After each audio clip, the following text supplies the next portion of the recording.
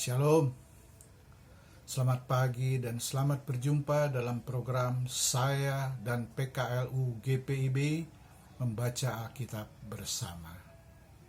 Sobat-sobat lanjut usia, sebelum kita sama-sama membaca Alkitab dan renungan yang terdapat dalam Sabda Bina Umat, mari kita sama-sama bersatu di dalam doa.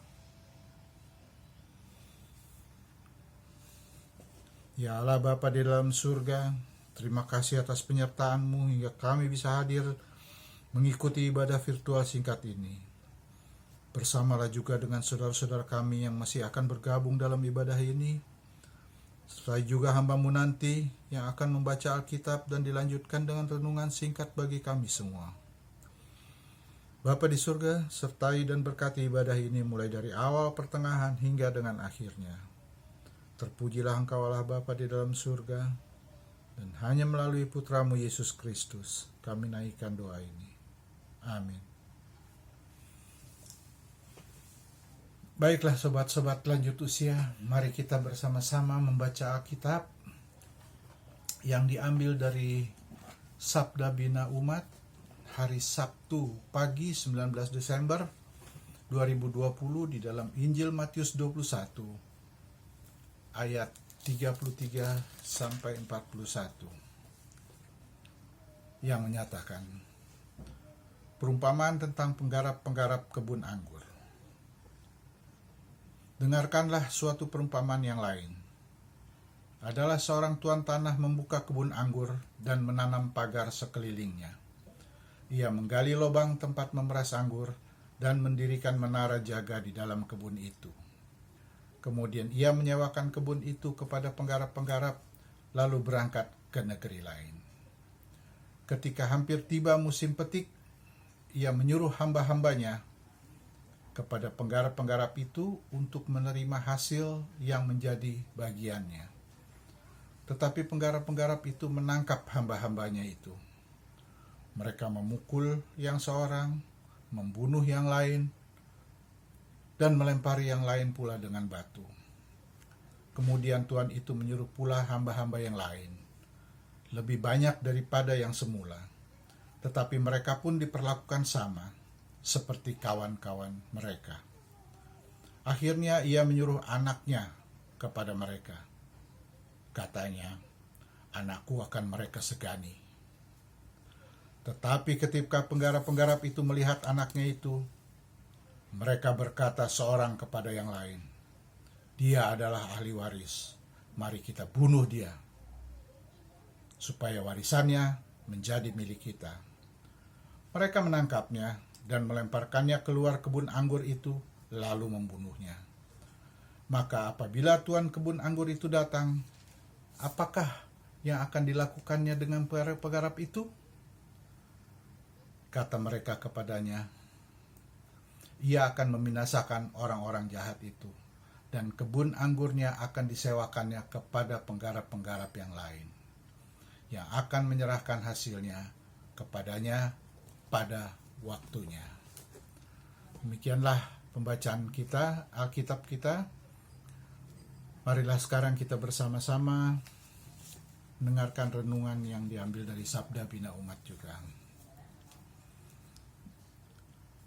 Pernahkah kita menghitung berapa banyak selebritis di tahun 2020 ini yang tertangkap karena penyalahgunaan obat-obat terlarang? Pernah mendengar dan mengingat apa alasan para selebritis itu menggunakan obat-obat terlarang? Sebagian menjawabnya, karena untuk mengatasi stres dari beban pekerjaan mereka sebagai seorang selebritis yang kerja banyak, istirahat kurang, namun harus tetap tampil prima di hadapan para penonton. Sampai di sini kita mendapat pesan kuat bahwa untuk memberi penampilan terbaik bukanlah pekerjaan yang mudah.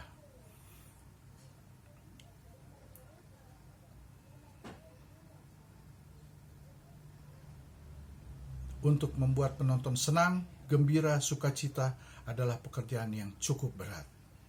Apakah yang selalu terlintas di pikiran kita ketika bersiap menyambut Natal? Apakah yang Allah harus lakukan untuk menyatakan kehadirannya di dunia ini? untuk menggenapi janji keselamatan bagi seluruh ciptaannya? Apakah Allah juga stres untuk mempersiapkan kehadirannya? Tentu Allah tidak stres. Kalau ia stres, berarti dia bukanlah Allah. Pembacaan Alkitab kita pagi ini menguraikan penjelasan Tuhan Yesus tentang apa yang melatar belakangi dan yang menjadi maksud dan kehadirannya. Ada kerusakan dan kejahatan, serta dosa yang menggagahi kehidupan ciptaan. Karena itu seluruh ciptaan terjerumus dalam jurang dosa. Melalui perumpamaan tentang penggarap, Tuhan Yesus menjelaskan dan menegaskan harga yang harus dibayar guna memberikan sukacita sejati bagi seluruh ciptaannya. Hari ini kita bersama-sama mensyukuri karya keselamatan Allah yang sudah digenapi dengan kehadirannya dan karya penebusannya. Mari hayati, syukuri, dan hidup sukacita yang dikaruniakan kepada kita dengan harga mahal yang harus dibayar oleh Allah. Mari kita isi hari ini dengan segala yang terbaik dalam membagikan sukacita Allah, karena Allah telah mengaruniakannya dengan harga yang teramat mahal. Demikian juga kita sudah menyelesaikan bacaan renungannya. Kiranya apa yang kita dengarkan tadi, kita bacakan, akan menguatkan kita dalam perjalanan hidup kita hari ini. Marilah kita sama-sama tundukkan kepala kembali untuk berdoa. Tuhan Allah Bapa di dalam kerajaan surga, terima kasih Engkau masih memberikan kami kesempatan untuk mendengarkan firman-Mu yang telah kita dengar bersama. Allah Bapa di surga, pada saat ini kami mau berdoa untuk masing-masing kami beserta keluarga di rumah, untuk selalu mengucap syukur kepadamu dan berterima kasih atas kehidupan yang telah Engkau berikan saat ini. Kami berdoa juga bagi saudara-saudara kami yang sedang sakit atau lagi dalam pemulihan. Sembuhkanlah mereka dengan tangan kasih-Mu. Berkati obat-obat yang mereka minum agar mereka bisa sembuh hanya dari mujizat-Mu.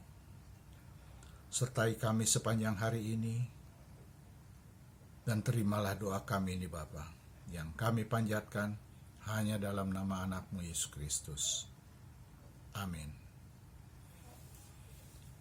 Sobat-sobat lanjut usia terkasih, demikianlah program saya dan PKLU GPIB hari ini, pagi hari ini telah selesai. Selamat beraktivitas, jaga kesehatan dengan mengikuti protokol kesehatan, yaitu pakai masker, jaga jarak, cuci tangan. Shalom.